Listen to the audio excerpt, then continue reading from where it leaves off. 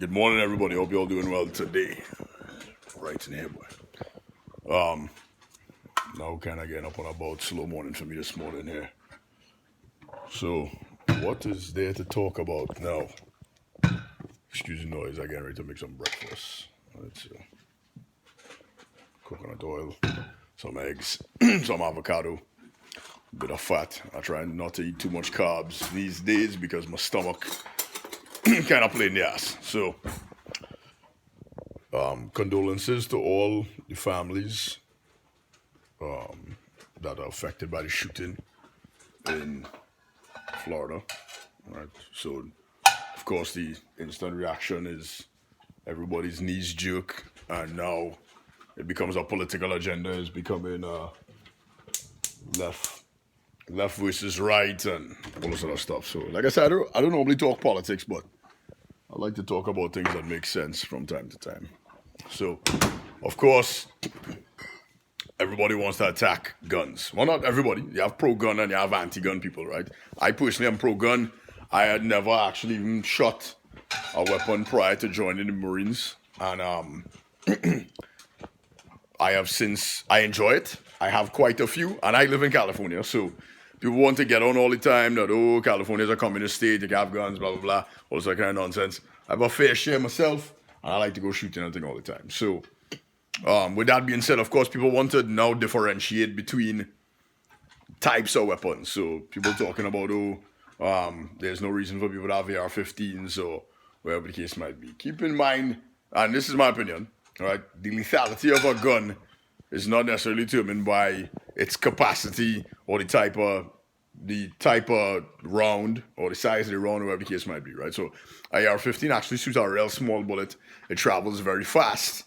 Right, so it has the capacity to penetrate more things and this kind of thing. But at the end of the day, a handgun is not less lethal than an AR-15 or than a rifle, right? So people talk about capacity and think you get high capacity magazines for a handgun, just like you could get high capacity magazines for a rifle. So, and most of the shootings, aside from the Vegas thing, have been in close quarters. So it's actually easier to maneuver and move around with a handgun than it is a rifle, right? So to say, well, people shouldn't be able to have AR-15s and this kind of thing in that kind of case is all irrelevant in my opinion, right? Again, everybody thinks there's an agenda, right? So I saw some things the other day talking about the National Rifle Association playing a big part in funding some of the some politicians and this kind of thing. I ain't gonna go into a bunch of numbers and things, but the NRA gave plenty money to certain politicians, and obviously the idea is that they did that to be able to sway things the way they wanted it to be, right? Now, it is not like America wasn't taken by force, right? It's not like historically, guns have not been part of American, quote-unquote, American culture and society and whatever the case might be, right? So, I think it's very difficult to now try to implement laws or change laws or modify laws or whatever you want to call it, to be able to make it more difficult for people to get firearms and whatnot. Now, I'm not saying that we shouldn't do anything. Something obviously needs to be done. Instead of people getting killed at an alarming rate, and people have access to weapons and so on and so forth. And that's obviously a problem, right? But keep in mind that because something is illegal doesn't mean people are not going to do it, right? Certain drugs illegal, people still doing drugs. Obviously, killing people is illegal, people still killing people, right? Now, am I saying that we shouldn't do anything? No. Right? I have no problem with the current laws. Right? Some people say, well, they're making it more difficult for law-abiding citizens to be able to own firearms. That's not necessarily really the case, right? I'll just give you an example. I live in California.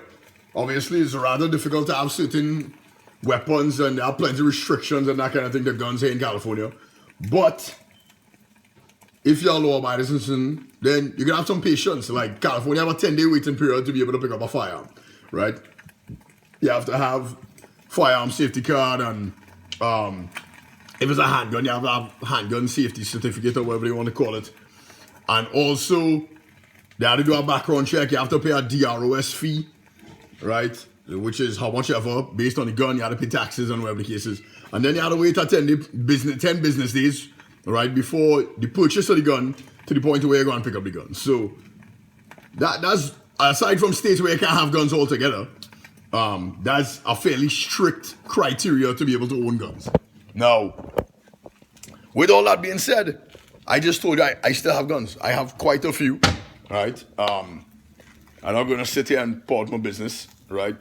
ATF probably watching right now anyhow. They're like, oh, this brown fella looks like he could be Muslim or whatever and might be a terrorist or some shit like that. So, they probably, and plus I've been watching plenty gun videos on YouTube lately. So I'm sure I getting flagged, right?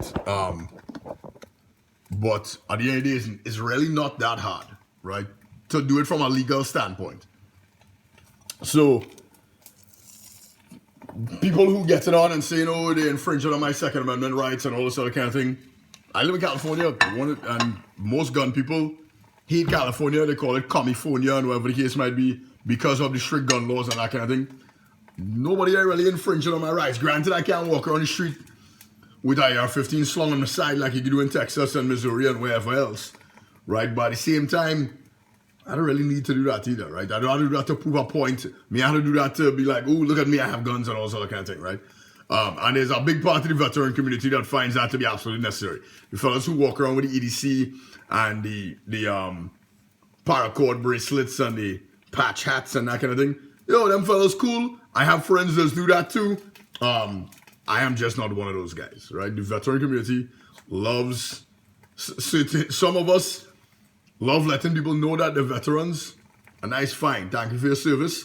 Thank me for my service, wherever they ask the case is. But there comes a point where you have to put a little bit of rationale into things, right? So, anyhow, back to the gun thing. So, well, let me talk about the school shooting itself. Now,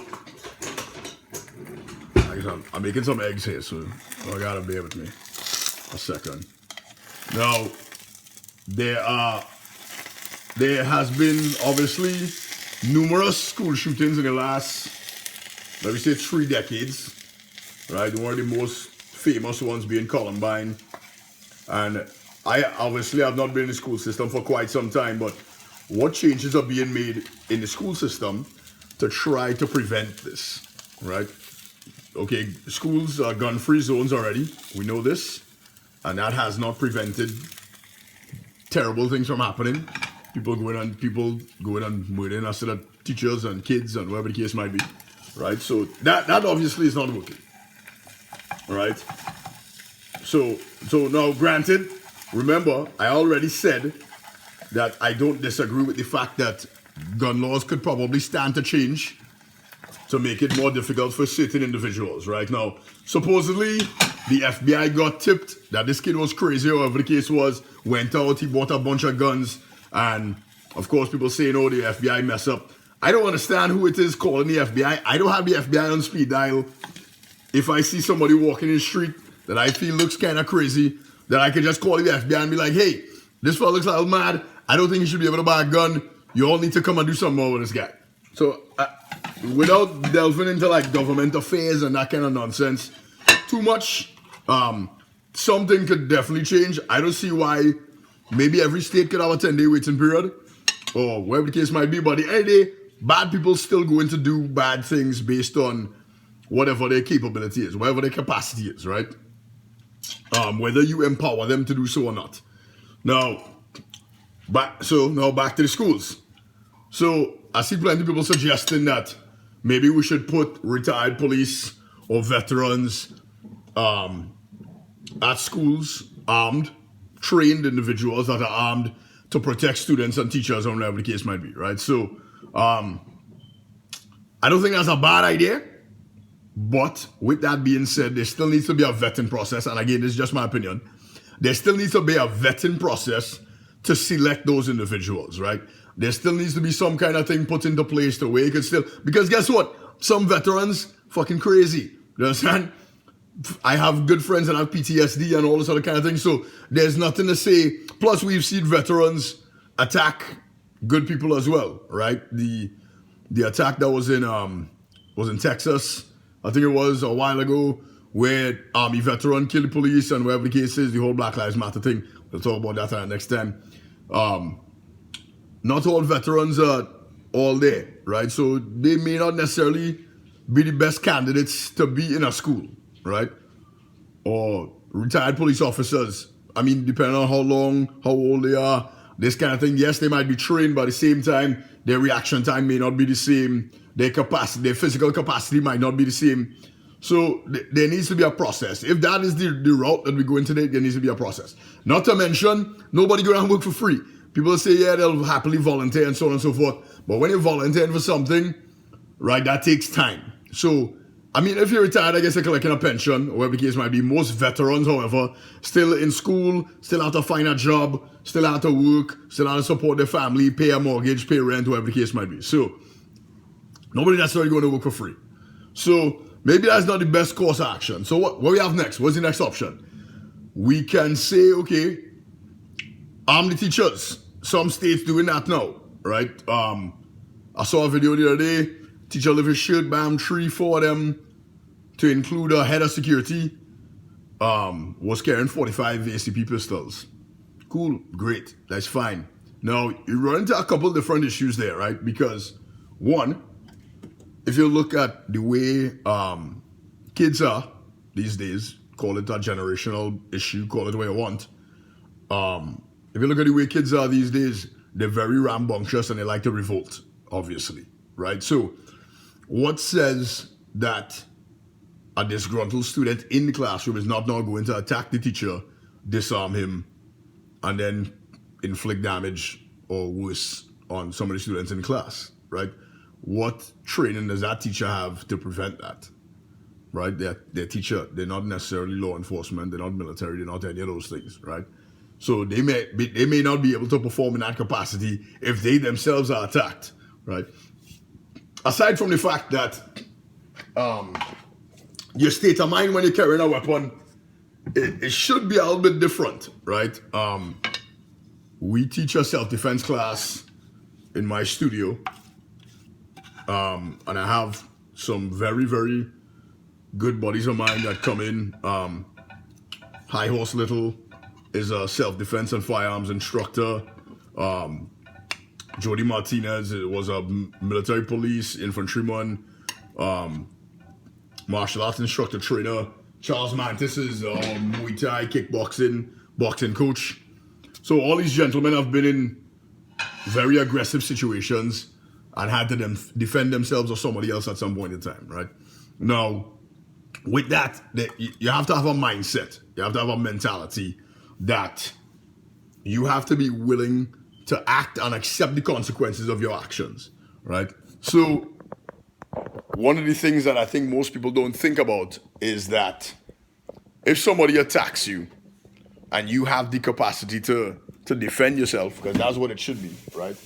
Is a defense. You have to say somebody dies, right? Say somebody around you dies, a bystander, or say the person that attacked you, say you kill them, right?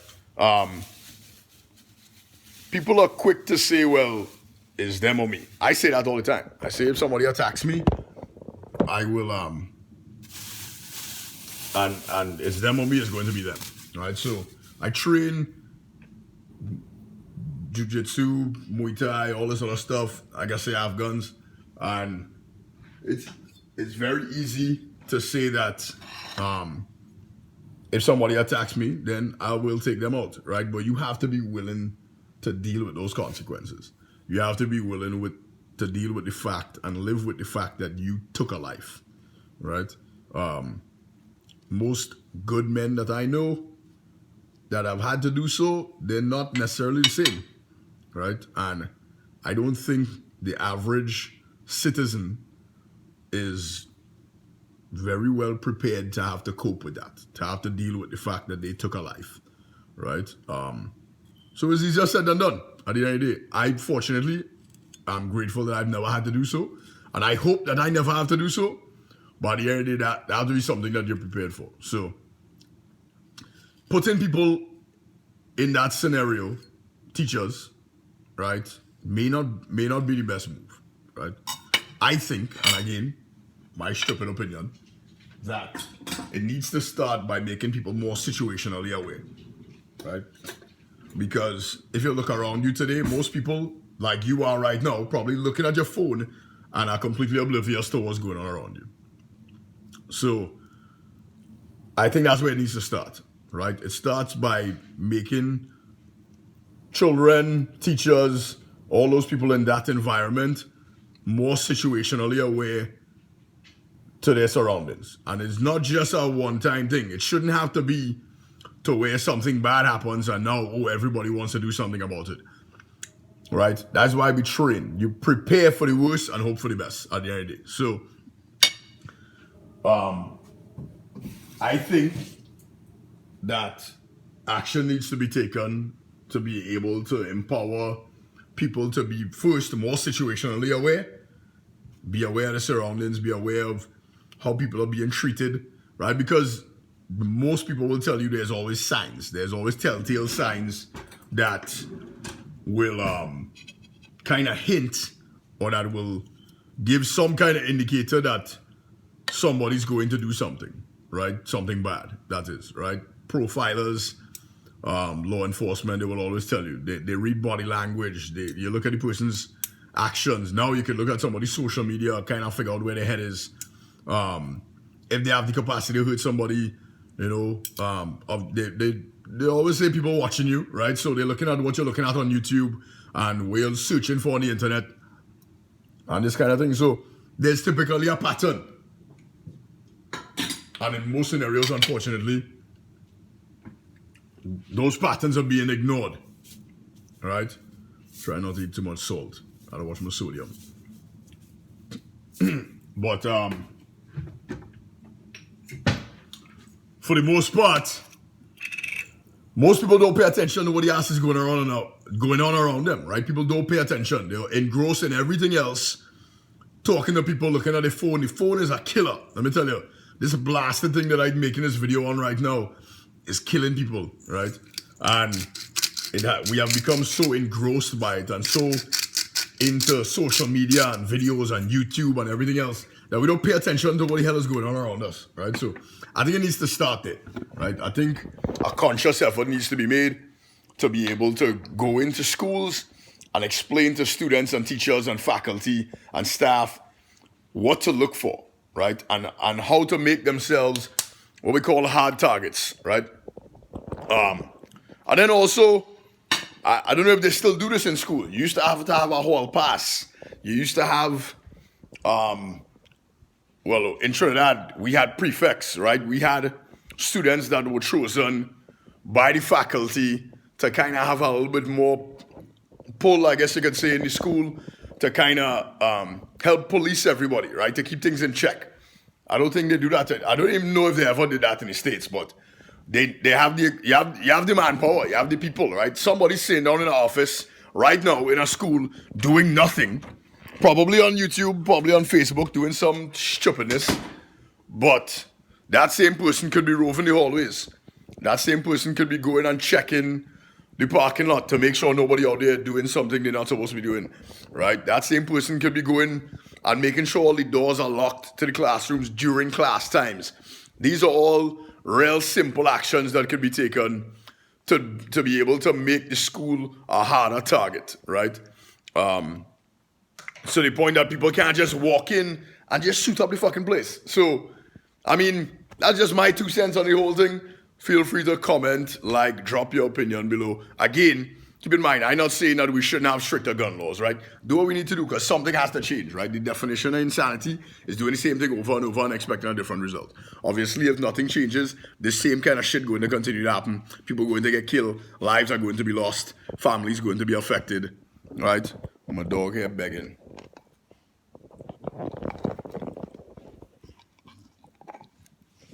Stop begging. I don't want your bone. Right? But at the end of the day, something has to change, right? But that don't mean it can't come from both ends, right? Be proactive instead of reactive all the time, and make your decisions. Be more situationally aware. Make yourself a hard target. Train, plan, prepare, right? Plan for the worst and hope for the best at the end of the day. So hopefully, again, you all could understand what I'm saying when I get real passionate about things. Accent is come out real strong. I speak faster, right? So leave a comment, like it below, hit subscribe, and I'll talk to you all soon. I have something else to talk about today, I'm sure, right? So stay tuned later.